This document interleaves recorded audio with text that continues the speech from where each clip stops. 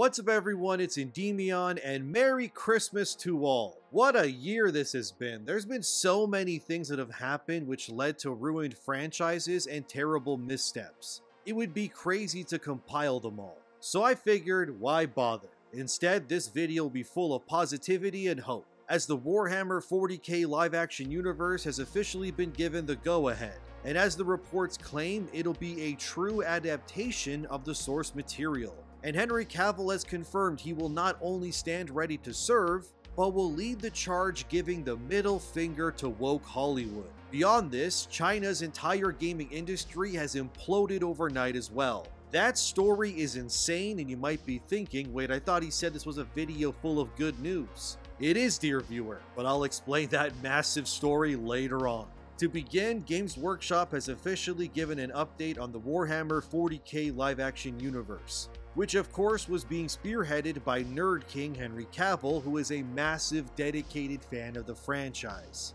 After all, this is the guy who almost missed his call to play Superman because he was too busy playing World of Warcraft. He truly is one of us, and if you follow this channel, you know that I'm a big fan of Henry.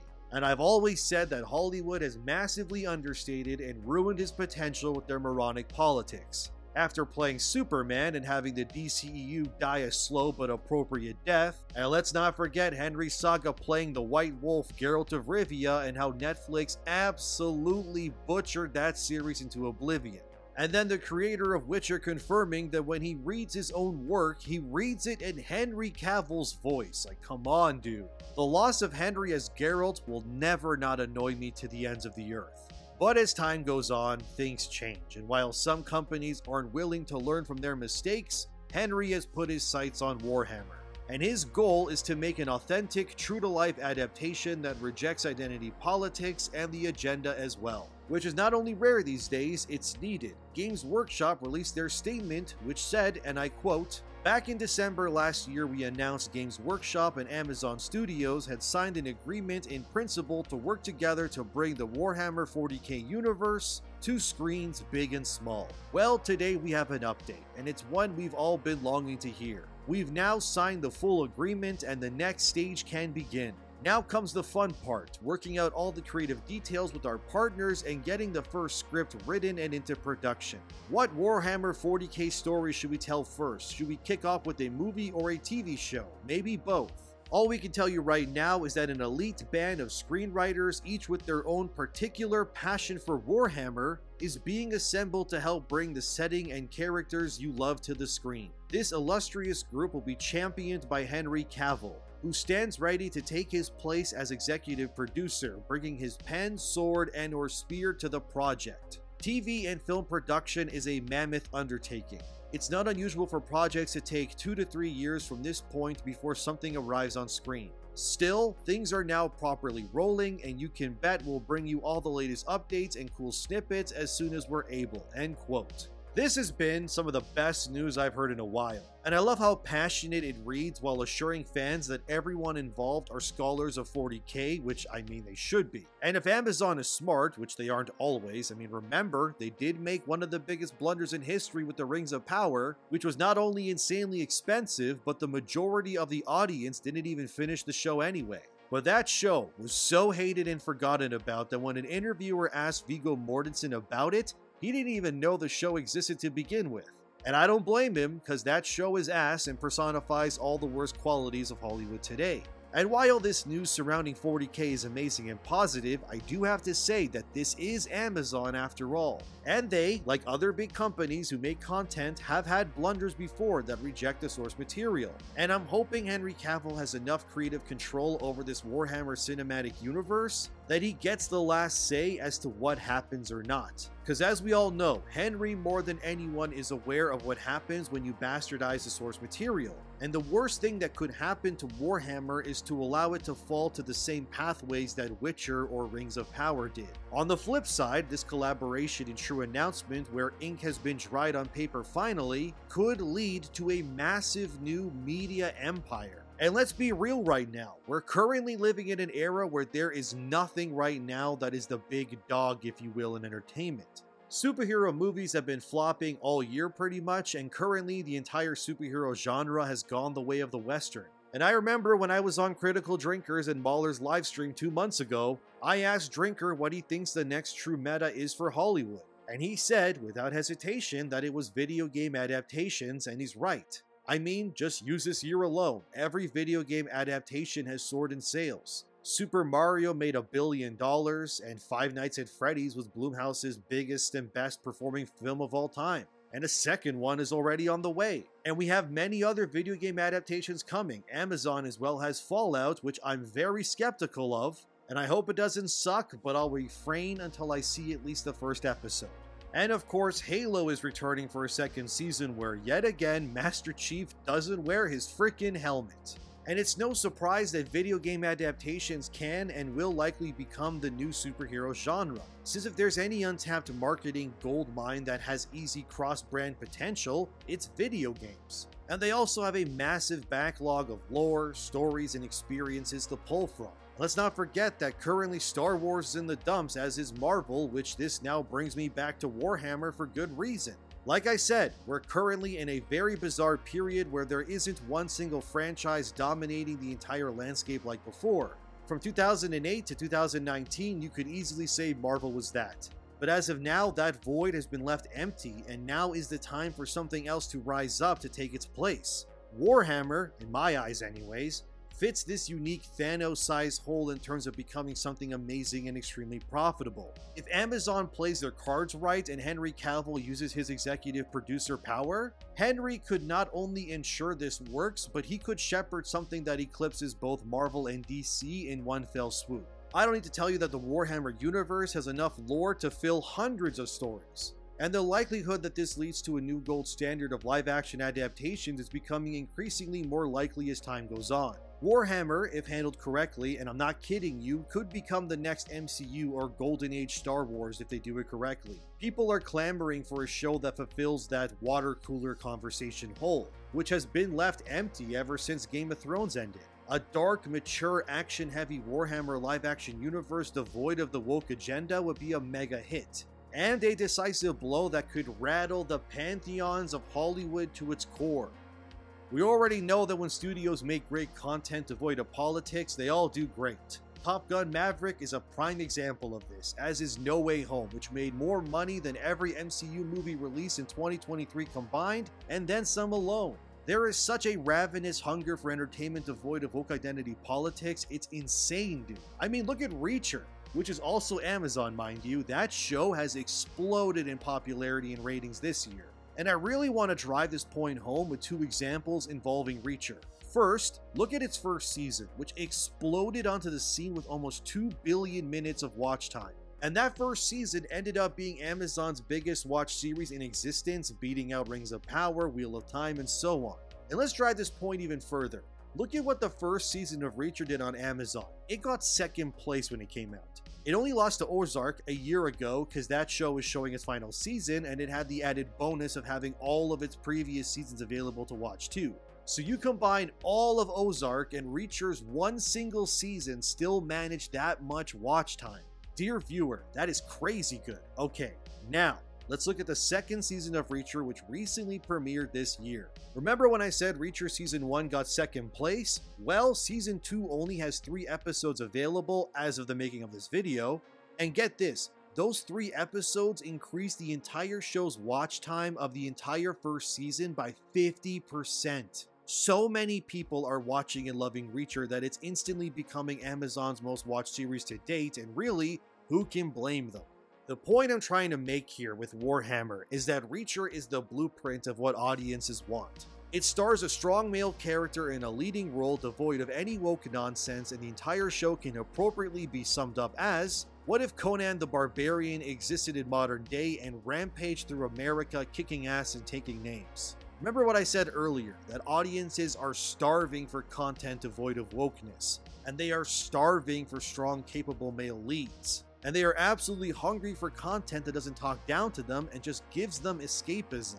Reacher is the epitome of that, and the numbers don't lie. So, to circle back to Warhammer, if Amazon and Games Workshop are smart, they will essentially take the ideological stance Reacher has, and incorporate that into their Warhammer live-action universe. Because if Reacher can reach those numbers, I guess pun intended, then just imagine what something like Warhammer can, which adheres to both the fan bases of things like Star Wars, Marvel, and more, while also adhering to the strong male representation famine that this industry is currently lacking. If anyone at Amazon watches this, heed my words. If you want to take over Hollywood and the geek sphere overnight, you will make Warhammer 40K into the most based, badass escapism this world has ever seen. And not only will your numbers explode, the aftershock effect of hype will lead to Warhammer novels, lore bibles, and tabletops instantly all rushing to the top of bestsellers lists overnight. I can't stress this enough how perfect of a situation this can be for Amazon, Workshop, and Henry Cavill. They could change the industry overnight, and I say that with no hyperbole or anything. I truly do mean what I'm saying. And if they're smart, they'll do it, and then just imagine what that hype will do for the video game side of Warhammer. And all the games that already exist. Oh, Games Workshop would make so much money they wouldn't even know what to do with it. And in turn, if that were to happen, it would hopefully finally cause places like Disney and others to look at their franchises and go, well, screw this woke agenda nonsense, and then we could return these godforsaken industries to prominence and enter a new golden age of entertainment. Warhammer 40K, my friends, could become the next big genre-defining thing, but it all depends on how Amazon does it. If they go the Rings of Power route, they're cooked. But if they go the Reacher route, oh baby, we could be seeing the new meta in front of our very eyes, fellas. And that, my friends, is what needs to happen, and glory to the Imperium. Now on to the next story, where China's entire gaming market has completely imploded, and you're likely saying, well, why is that good news and what happened? To catch you up to speed, the CCP, or Chinese Communist Party, which obviously runs China, has cracked down on live service video game models and has made new laws to reduce or downright eliminate core concepts that have led to the Chinese populace being addicted to video games. So things like daily login bonuses and removing concepts from games like luck-based features, which means things like loot boxes and the like, are being removed by the CCP because these concepts target Chinese children.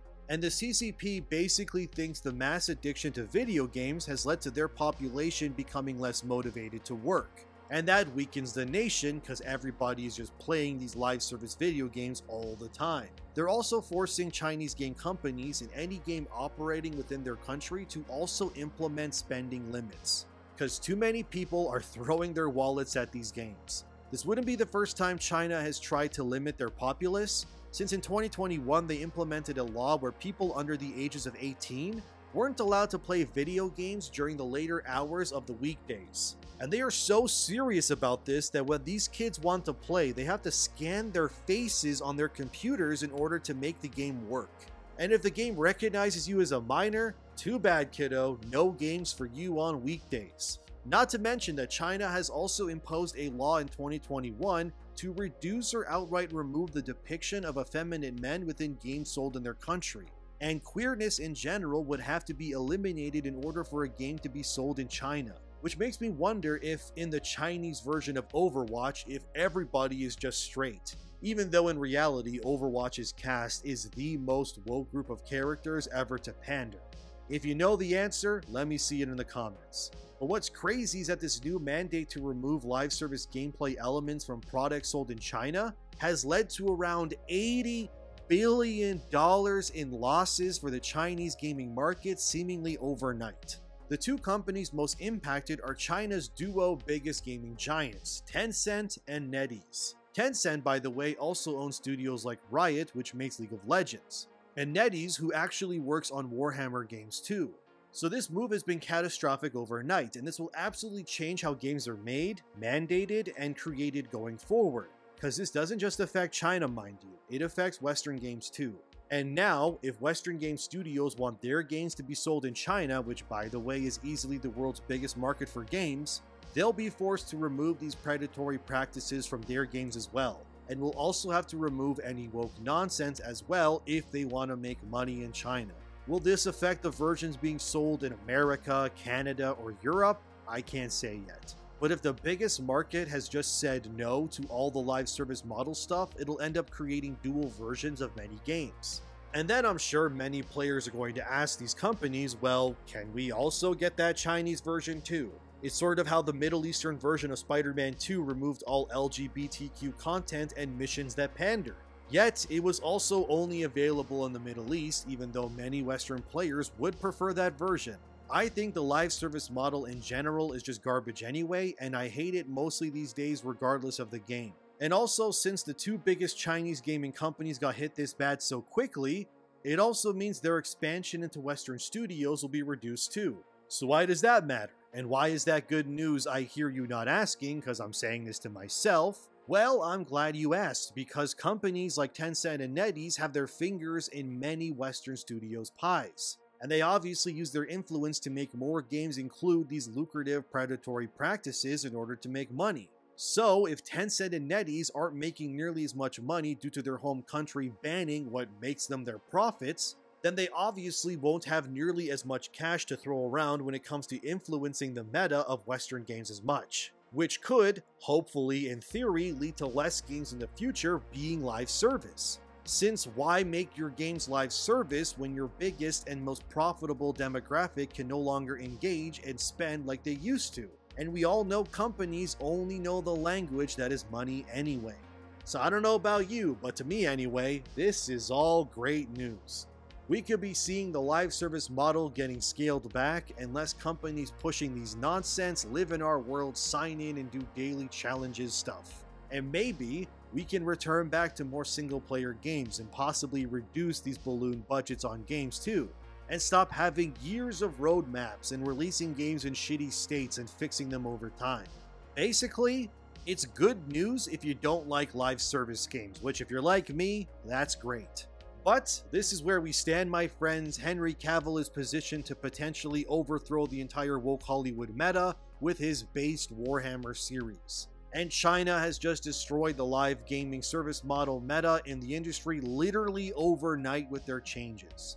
This is a video filled with nothing but good news in my opinion.